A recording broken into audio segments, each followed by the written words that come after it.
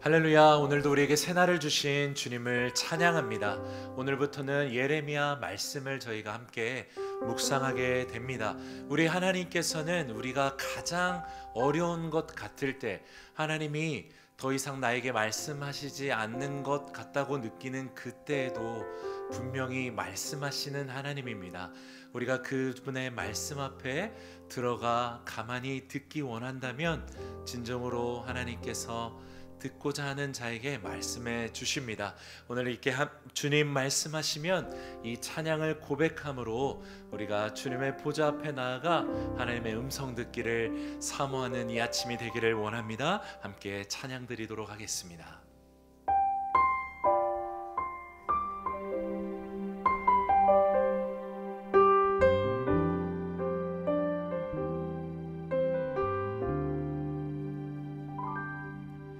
주님 말씀하시면 내가 나가리라. 주님 뜻이 아니면 내가 멈춰서리라. 나의 가고 서는 것 주님 뜻에 있으니 오 주님 나를 이끄소서. 주님 말씀하시면 내가 나가리다. 주님 뜻이 아니면 내가 멈춰서리다. 나의 가고 서는 것 주님 뜻에 있으니 오 주님 나를 이끄소서. 뜻하신 곳에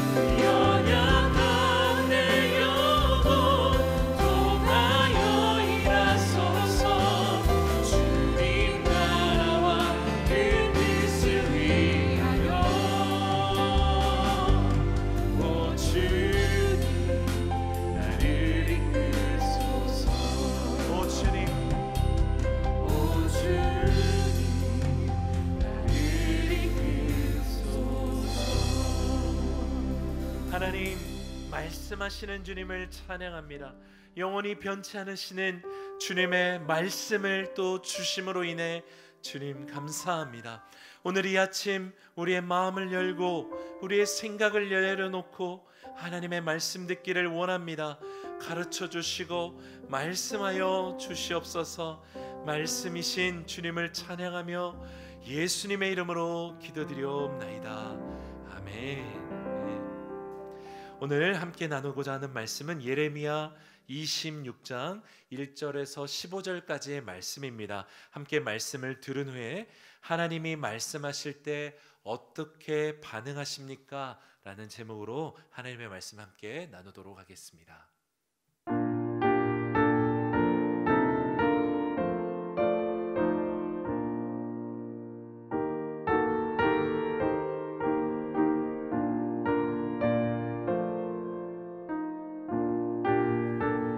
예레미야 26장 1절에서 15절 말씀. 유다의 왕 요시야의 아들 여호야김이 다스리기 시작한 때에 여호와께로부터 이 말씀이 임하여 이르시되 여호와께서 이와 같이 말씀하시니라. 너는 여호와의 성전뜰에 서서 유다 모든 성읍에서 여호와의 성전에 와서 예배하는 자에게 내가 내게 명령하여 이르게 한 모든 말을 전하되 한마디도 감하지 말라. 그들이 듣고 혹시 각각 그 악한 길에서 돌아오리라. 그리하면 내가 그들의 악행으로 말미암아 그들에게 재앙을 내리려 하던 뜻을 돌이키리라. 너는 그들에게 이와 같이 이르라. 여호와의 말씀에 너희가 나를 순종하지 아니하며 내가 너희 앞에 둔 내 율법을 행하지 아니하며 내가 너희에게 나의 종 선지자들을 꾸준히 보내 그들의 말을 순종하라고 하였으나 너희는 순종하지 아니하였느니라. 내가 이 성전을 실로같이 되게 하고 이 성을 세계 모든 민족의 저주거리가 되게 하리라 하셨느니라. 예레미야가 여호와의 성전에서 이 말을 하매 제사장들과 선지자들과 모든 백성이 듣더라. 예레미야가 여호와께서 명령하신 말씀을 모든 백성에게 전하기를 마치매 제사장들과 선지자들과 모든 백성이 그를 붙잡고 이르되 내가 반드시 죽어야 하리라.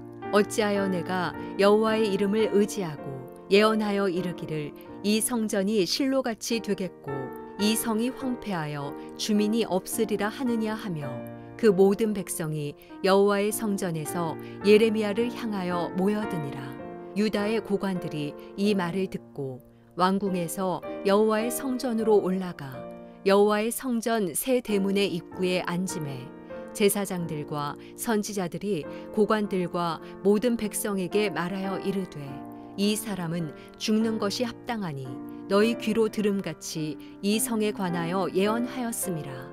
예레미야가 모든 고관과 백성에게 말하여 이르되 여호와께서 나를 보내사 너희가 들은 바 모든 말로 이 성전과 이 성을 향하여 예언하게 하셨느니라.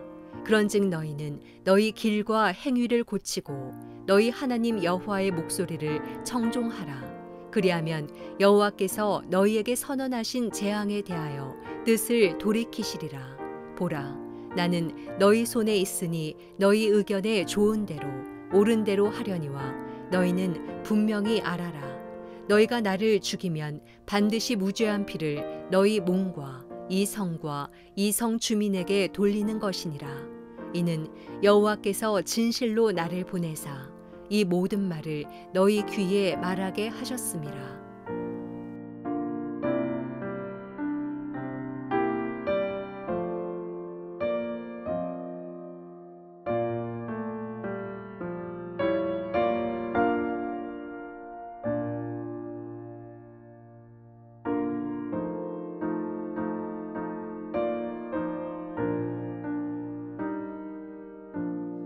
할렐루야. 9월의 첫날인 오늘을 주신 하나님을 찬양합니다. 이제 2020년도도 벌써 하반기에 접어드는 시간이 되었습니다. 코로나로 여전히 우리의 일상이 위축되고 쉽지 않은 시간들을 보내고 있지만 하나님을 향한 우리의 믿음은 또 우리의 마음은 더욱더 갈급해지고 간절히 주님만 바라보는 이 시간이 되었으면 좋겠습니다. 9월부터 우리 함께 말씀을 나누는 큐티는 예레미야서 26장부터 묵상을 하게 됩니다. 예레미야 이 말씀을 통해서 예레미야에게도 말씀하셨고 이스라엘 백성과 열방에 말씀하셨던 그 하나님의 말씀이 우리에게도 들려지고 하나님의 뜻에 따라 순종하며 나아가는 우리 모두가 되기를 축복합니다. 오늘 본문의 말씀을 보면 3절에 하나님께서 하나님의 백성들에게 말씀하시는 이유를 밝히십니다. 무엇입니까? 악한 길에서 돌아와 순종하도록 하기 위해서라고 말씀하십니다. 하나님께서는 돌이키면 받아주십니다. 받아주시려고 돌이키라고 말씀하시는 것입니다. 돌이키면 예정된 재앙과 저주를 멈추십니다. 하나님은 재앙을 주기 원하시는 분이 아니신 것입니다. 악한 길에서 돌이키는 것, 이것이 하나님께서 저와 여러분에게 원하시는 것입니다. 사랑하는 여러분, 하나님은 지금도 우리에게 말씀하십니다. 성경을 통해서 말씀하시고 예배와 우리가 살아가는 일상 속에 수많은 통로를 통해서 우리에게 말씀하십니다. 돌이키라. 악한 길에서 떠나 나에게 돌아오라 말씀하십니다. 순종하도록, 그래서 저주와 재앙이 우리에게 임하지 않도록 순종하여 하나님과 연합하고 하나 되어 살도록 우리에게 말씀해 주십니다. 그런데 오늘 말씀을 보면 하나님께서 이 하나님의 말씀을 들었을 때 사람들이 반응하는 것들이 나옵니다. 8절 말씀을 제가 읽어보도록 하겠습니다. 예레미야가 여호와께서 명령하신 말씀을 모든 백성에게 전하기를 마침에 제사장들과 선지자들과 모든 백성이 그를 붙잡고 이르되 내가 반드시 죽어야 하리라. 하나님의 선지자 예레미야가 6절에 악한 길에서 돌이키지 않으면 예루살렘 성전이 실로와 같이 되게 하고 이 성이 모든 민족의 저주거리가 되게 하겠다라고 말씀을 전하자 이 8절 말씀대로 죽여야겠다고 반응하게 됩니다. 베델에서 15km 정도 떨어졌던 산악에 위치했던 이 에브라임 산지에 위치했던 이 실로라는 곳은 지리적인 요건 때문에 여호수아가 약속의 땅을 들어갔을 때부터 사무엘 선지자 때까지 하나님의 언약궤를 모셔두었던 곳입니다. 하지만 사무엘상 4장을 보면 엘리 제사장 때 블레셋 사람들에 의해서 이 언약궤가 빼앗기게 되고 다시는 이 실로에 하나님의 언약궤가 돌아오지 않게 됩니다. 곧 예레미야가 말하는 재앙의 이 경고는 너희가 악한 길에서 돌이키지 않으면 하나님의 임재의 상징인 그 법궤를 빼앗겼던 실로 땅처럼 하나님의 임재가 너희를 떠나게 될 것이고 재앙과 저주를 받게 될 것이다 라고 경고한 것입니다. 제사장들과 선지자들과 백성들은 예레미야를 죽이려고 했습니다. 그래서 유다 고관들 곧 재판관들에게 예레미야를 끌고 가게 됩니다. 마치 예수님을 십자가에 못 박게 하고자 죽이고자 빌라도에게 끌고 갔던 그 모습을 생각나게 하는 장면입니다. 그뿐만이 아니라 참된 하나님의 말씀이 전해질 때 성경을 보면 항상 두 가지 반응이 일어난다고 알고 있습니다.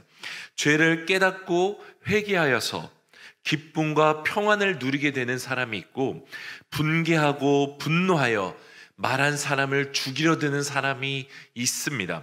사랑하는 여러분, 지금 예레미야가 말하고 있는 사람들이 누구입니까? 바울이 복음을 전했던 이방인들에게 말하고 있는 것이 아닙니다. 모세가 하나님의 말을 전해야 됐던 애굽의 바로 왕에게 말하고 있는 것도 아닙니다. 아브라함의 후손이었고 하나님이 택하셨던 백성인 이스라엘 사람들, 그들의 지도자들에게 말하고 있었던 것입니다. 그럼에도 그들은 하나님의 이 말씀을 듣고 분노했고 예레미야를 죽여야겠다라고 하는 것입니다. 수많은 예들이 성경에 등장합니다. 많은 경우에 하나님을 알았던 자들이, 하나님을 믿는다고 말했던 자들이 도리어 하나님의 말씀이 들려질 때 분노했습니다. 사도행전 2장 37절을 보면 베드로가 성령이 충만하여서 부활하신 예수님을 전합니다. 사람들은 그 말씀을 듣고 마음에 찔리고 돌이키게 됩니다. 그런데 사도행전 7장 54절에는 스데반의 설교를 듣고 똑같이 마음에 찔려 스데반을 그 자리에서 돌로 쳐 죽이는 사건이 기록되어 있습니다. 우리도 마찬가지입니다. 하나님은 지금도 우리에게 말씀하십니다. 하지만 중요한 것은 무엇입니까?